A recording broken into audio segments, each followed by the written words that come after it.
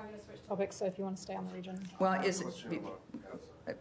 well, thank you. We'll stay on the region then. Yes, sir.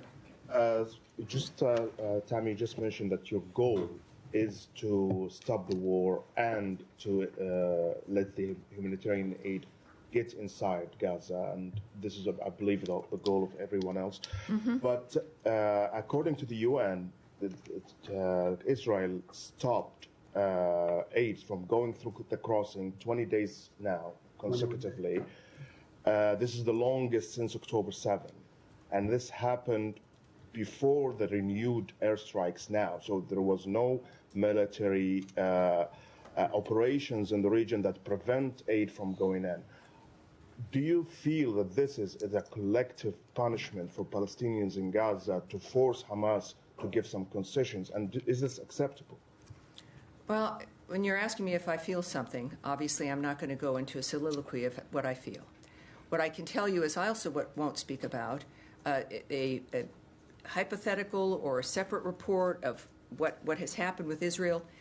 You would need to ask the Israeli government about if something occurred that you believe occurred or want clarity on.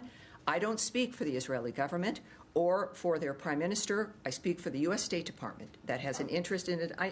But you're asking a question we probably could discuss over dinner. But that's not a question for this podium or for what we are discussing here. What we do know, there are certain things that are facts of the matter, is that Hamas has put Israel and the world and the Gazan people in this position because of the madness, the savagery that they decided would be a good thing to do. I don't know what they thought would occur, but it perhaps is not what has occurred, which is a unity around the world after we saw that atrocity on October 7th.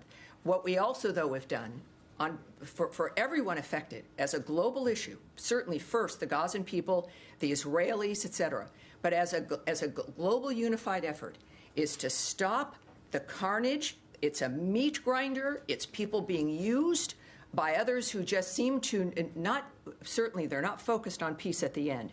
It is Hamas who needs to be asked certain questions about why this continues, because this has been their choice.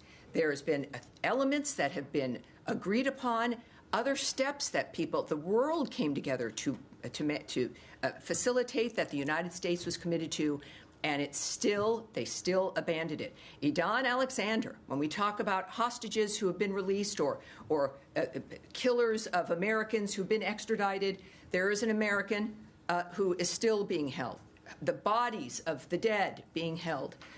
That is what is in front of us. This is what needs to be stopped. And that is what we're committed to. Yes, sir.